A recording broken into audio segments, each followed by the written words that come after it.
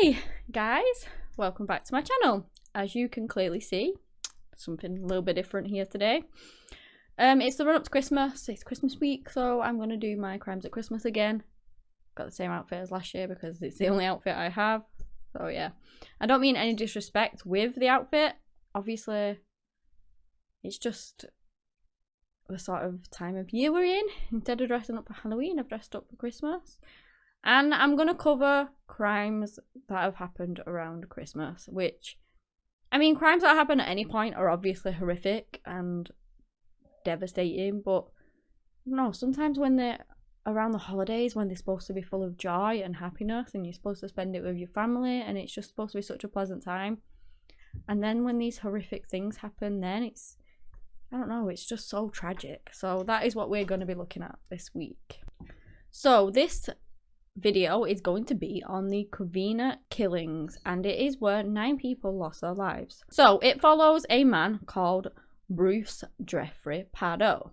Now, he had a wife and he was married. It was the year 2000. His wife was called Eleanor. They got married, they had a child, and their son was called Matthew. Bruce was at home one day and Eleanor had gone out to work, I believe, and Bruce had left his 10-month-old son outside playing in the back garden on his own while he watched TV, I believe. Long story short, Matthew ended up unfortunately falling into the pool, and when Eleanor came home, Bruce had Matthew cradled in his arms. We're waiting for the emergency services because he was like unresponsive. He was still breathing. They got him to hospital. He did survive the ordeal, but he had deficits, unfortunately, and like things that he would not recover from throughout his entire life. So it's such a sad story, and unfortunately him and Eleanor did end up separating. They went their separate ways, and he actually never saw her or Matthew again by all accounts. So he just left Eleanor with their now disabled child, and off he went. He then eventually meets a woman called Sylvia Ortiz. They also get married. Again, they do have a lot of problems within their marriage. I believe they'd been married about a year and they ended up having troubles with themselves as well. And a lot, not the main thing, but a huge part of this was when Sylvia actually found out about his previous marriage, which he never told her about, and his previous child, Matthew. He never mentioned a word to her about any of that. They'd already been having troubles, and that was just the last straw for her. She wanted a divorce, and she was done. That was it. She was done. They had financial trouble as well. I believe Bruce was in debt, and so she just couldn't take it anymore, and she filed for a divorce. This divorce was settled a week before Christmas, and then not long after, Bruce ended up losing his job too, because he had been putting in hours that he hadn't actually worked. So he'd been clocking down all these hours that he had not even done in the first place, and they actually found out and they fired him for it. He worked as an electrical engineer, I forgot to mention, and he lost that job, unfortunately. So it was a decent paid job, but then I don't know, he was fudging it all, so he just lost it. So he loses that job. He's lost his wife, and then with this divorce, he ended up having to make payments to Sylvia monthly, I believe, of $1,700 around there, which is quite a lot of money.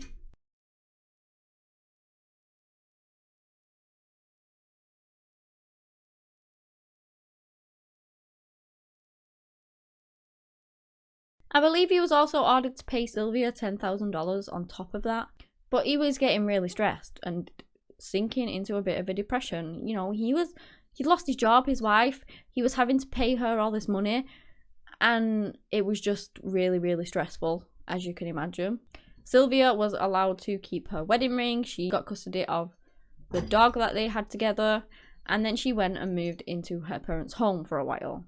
Bruce was very annoyed at the payments that he was having to make to her because she didn't even have to pay rent at her parents' home. She was buying new cars and going to trips to Vegas, things like that. He was getting more and more furious with all of it. And this is when Bruce made a plan.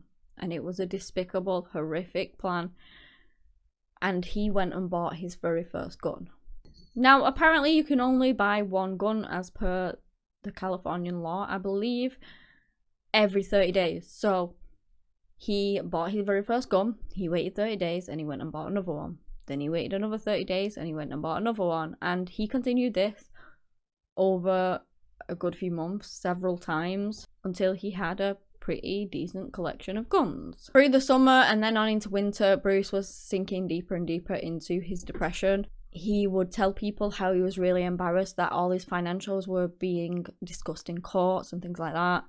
He felt like his own mother was taking his ex-wife's side in court, and honestly, it was just a horrible, horrible time for Bruce. Obviously, not that that would ever be a reason to do what he did. Unfortunately, he had put the plan into motion and he was gonna carry that out. On Christmas Eve in 2008, he goes to Sylvia's parents' house at around 11:30 p.m. Now, Sylvia and her family were having a party there. They were having a Christmas party. There was going to be around 25 people there. Family members, you know, distant family members. There was going to be a fair decent amount of people there. And they were all going to enjoy and celebrate Christmas Eve together, like a lot of people do with family. So Bruce turns up at the door. He knocks on the door and he is dressed in a Santa outfit and he has a present with him too. But inside of this was not a present at all. He had hidden in 2 9mm pistols along with a homemade flamethrower, which is just utterly insane, but that is what he had in there. Somebody goes to answer the door when he knocks on. They open it and one of Sylvia's nieces, who was 8 years old, Katrina Yuvpolsky, and I apologize if I've said that wrong, goes running to the door because she sees Santa Claus is there and she is so excited. She legs it over there and Bruce pulls out one of his pistols and he shoots her. Luckily, she moved her head slightly, and in doing so, the bullet simply grazed her cheek. Now, obviously, it was a shock to her no matter what, so she fell to the ground in shock, and I don't know whether he believed that he had killed her or whatever, but he simply steps over her body and enters the house. He then opens fire on everyone inside. Obviously, panic soars. Everyone's screaming, running around, trying to get the kids, trying to protect the loved ones, trying to do anything that they can to get out of this horrendous situation. People run, they take cover, they're just trying to avoid Bruce's attack. So everyone's panicking, everyone's trying to get out. The little girl that was actually shot in the face, Katrina, well, not in the face, it just grazed her face, luckily, she manages to recover from the shock and she runs out of the house. Her mother actually saw this and her father, and they run out after her. They manage to escape Bruce's attack also, and they go and join their little girl outside. They run over to the neighbor's house where they obviously call 911. Now, 911 had already been called previously because people heard the gunshots and things, so obviously they had already had some calls that night. People got injured. They were trying to stop Bruce. They recognized him as well. Like, some of the partygoers realized who this person was, but they just weren't able to stop him, unfortunately. He ended up then unwrapping his present. He took out his homemade flamethrower and he began setting the house on fire. Whilst he was doing this, bearing in mind this was homemade, so it actually ended up exploding, which set Bruce on fire too. He manages to put himself out and eventually does escape into a car and drives off. Now, obviously at this point, some people have died, others have got out, people are injured, the fire brigade is called once more, people have heard the shots, and now the house is on fire, so they're inundated with calls at this point. So it ended up that 9 people were deceased, either by Bruce's hands or by the flames, basically, or a bit of both, I guess. 42-year-old Sylvia, his ex-wife, was one of the deceased. Alicia Satamayo, which was Sylvia's mother, she was 70 years old. Joseph Ortega, who was her father, 80 years old. Charles Ortega, 49-year-old. Sherry Lynn Ortega, 45 years old. James Ortega, 51. Teresa Ortega, 52. Alicia Ortiz, 46. Michael Andre Ortiz, 17. And 3 other people were wounded. Obviously, Katrina had the shot to her face, but that was minor because luckily, she moved her head. If she hadn't, it probably would have been, it may have been fatal, or it definitely would have been a lot more serious, if not fatal. There was a 16-year-old girl that was shot in the back, but she managed to escape and survive.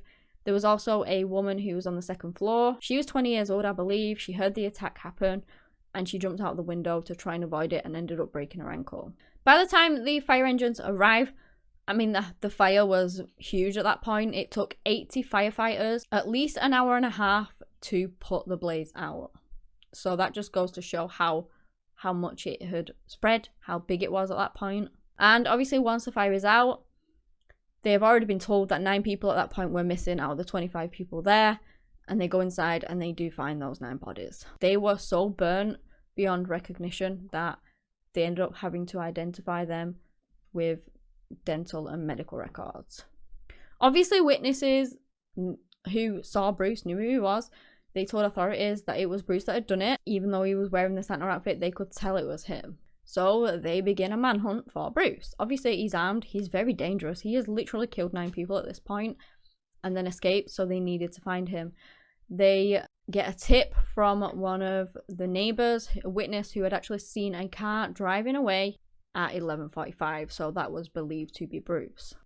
Bruce manages to change his clothes, but bearing in mind he was quite badly burned, so the fire had melted the Santa outfit to him, so he changed as much as he could, and then he heads to his brother's home, which was 30 miles away. When he gets there, his brother isn't actually home, and so he lets himself in, and apparently he tries to pull off the rest of the Santa suit that's sort of fused to him. At this point, Bruce decides that the best option for him was to take his own life, which is what he did. When Bruce's brother returned home after attending a Christmas Eve party, he came across the grim discovery of his brother's death. He obviously called the authorities and it didn't take them long to connect the two. When they looked into it, it's believed that Bruce had actually planned this over like 6 months. As I said before, he purchased his first gun, you had to wait 30 days before you could get another. So he had to wait months and months to get the gun collection that he wanted. They believe his initial plan was to escape. So he had actually purchased a plane ticket and they found $17,000 strapped to, I believe, his legs, like trying to be hidden away.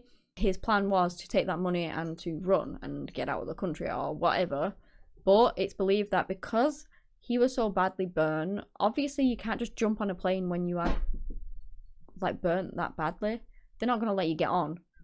So he probably thought his only option was to either go to jail, which he did not want to do, or take his own life, which is what he did. Bruce had actually rented a car and filled it with supplies, and the police found this about a block away. It was actually outside or very close to Sylvia's divorce lawyer's office, I believe. And some people have speculated online that possibly he was gonna go and perform an attack there too, because I don't know, that person was the one that finalized the divorce. I have no idea, but it's thought that maybe he was going to go there too, but he decided not to because, again, he was in a lot of pain. He had been burned at that point and, you know, he didn't do it. Obviously, that is speculation. We don't actually know, but it's just where the car was found. That is what is believed to have happened. Inside the car, they found tons of ammunition, what was left of the Santa suit, and apparently the car was rigged with gunpowder to blow. And again, it was just full of all supplies that he could have ever needed.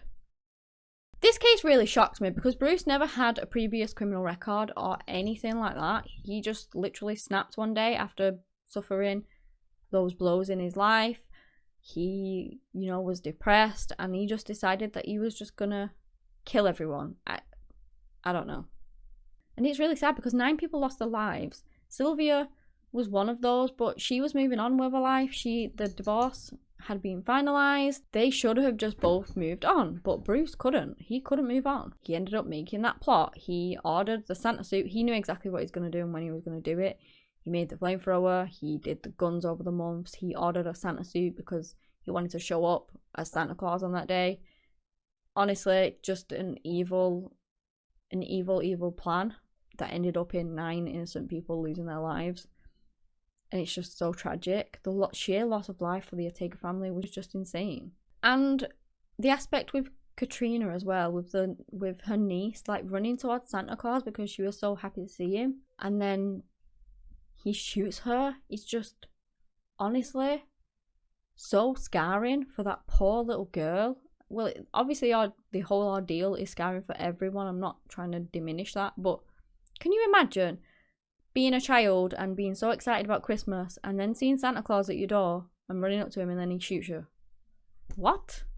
Just, honestly, the sheer loss of life and just the scars and the trauma that will be left behind for Bruce. I just hope that the people that did survive were able to carry on with their life, you know, despite all of that. Obviously it would have been hard and it wouldn't have been an easy thing to do, but I just hope that they were able to, because it's just so tragic. And for it to happen, for him to plan it around Christmas as well, when the whole family was there and they were supposed to be so happy, it's just horrific.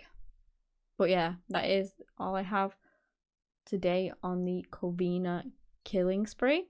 I hope you guys have a good run up to Christmas and that you guys stay safe out there, especially after hearing cases such as these, which just scary. Very scary. But yeah, I hope you enjoy the holidays and please do stay safe. If you enjoyed the video, give me a big thumbs up, subscribe to the channel for similar content. Anyway guys, that's all I have today on the case of the Covina kill spree. Thank you so much for watching, and until next time, bye.